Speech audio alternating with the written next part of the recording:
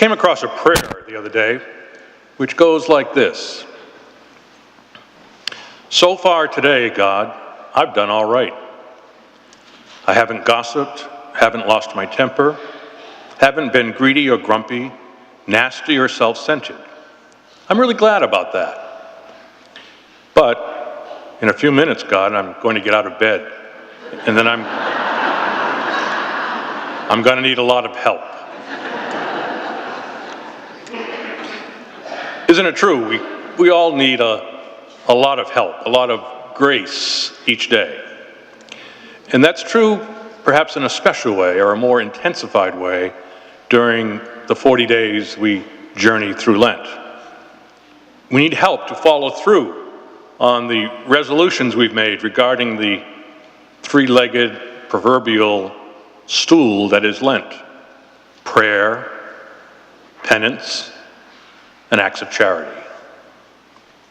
If you've not yet made your resolutions, please think about what it is that you can do in each area during Lent. How can we make a better prayer life? Is weekday Mass possible? What about acts of penance or sacrifice? How might I perform acts of service or charity towards others during this special period of 40 days? The Jesuit Father Jim Martin says the best act of charity we could do during Lent is just two words: be kind. Be kind to one another. On the first Sunday of Lent, we always read from one of the gospel accounts about the temptation in the desert. This year we're reading from Mark, and his is one of the briefest of stories, just a few lines.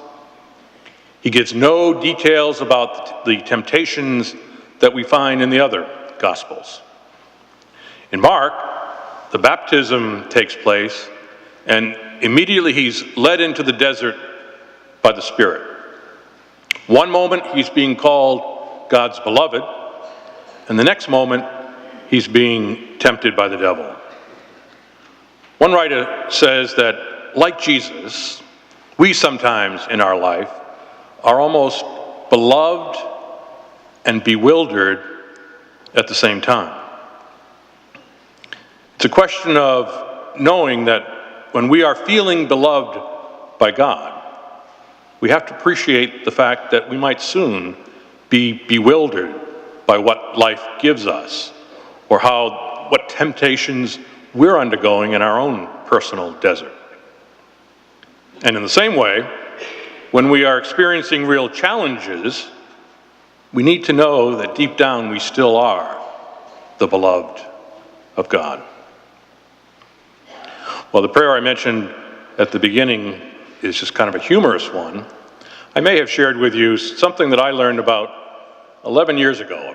A priest was giving a talk, and he suggested that before our feet hit the floor in the morning, we should say three things. I am loved unconditionally by God. Whatever was yesterday can be forgiven, and I will do my best to live today in a compassionate manner. I'm loved unconditionally by God. What was yesterday can be forgiven, and I'll do my best to be compassionate this day. Well, we can make prayer more complicated. Those three little statements do a lot. It's an act of faith that God's love is unconditional. It's a statement that the Lord is always willing to forgive if we but ask. And the real heart of discipleship is compassion to the other, to be kind. May our personal and communal journey from the ashes of last Wednesday to the life-giving waters of Easter be a fruitful one for all of us.